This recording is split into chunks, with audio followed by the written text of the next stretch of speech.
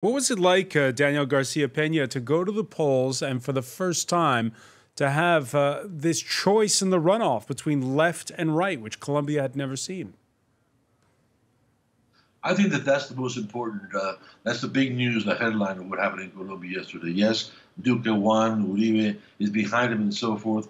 But what we've seen is a big change in the political map in Colombia, which I think is a result of the peace process. This was unthinkable in the past to have. We had in the first round, like most normal countries, we had somebody from the extreme left, the center right, the extreme right. I mean, there was for all tastes and for all positions, and there was very important debates on television. There were rallies that we had not seen in the cities throughout the country that hadn't been taking place in decades in Colombia.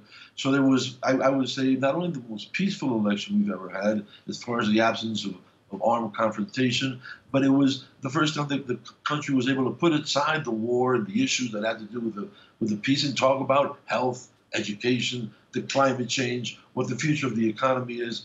So I think that this was a huge step for Colombian democracy as such. And the fact that Gustavo Petro, an ex-guerrilla, that in the past that we've never had that possibility. In fact, that he tripled what had been the previous record of the left back in 2006 when Carlos Gaviria got 2.6 million votes.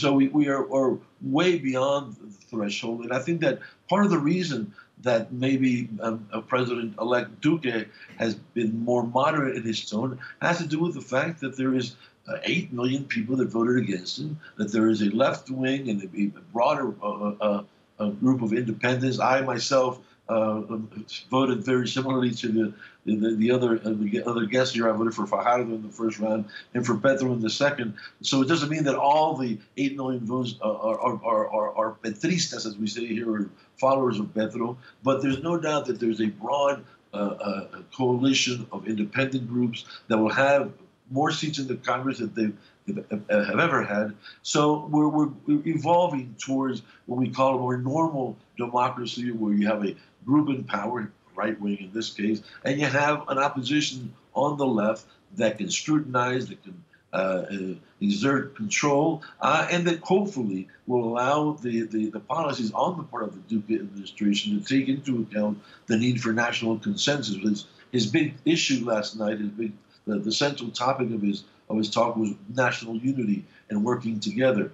It remains to be seen whether that's possible or not, but I think the existence of a vibrant opposition and the magnificent campaign that was carried on by Gustavo Petro, it will help Colombia in the long run to develop as a full-fledged democracy.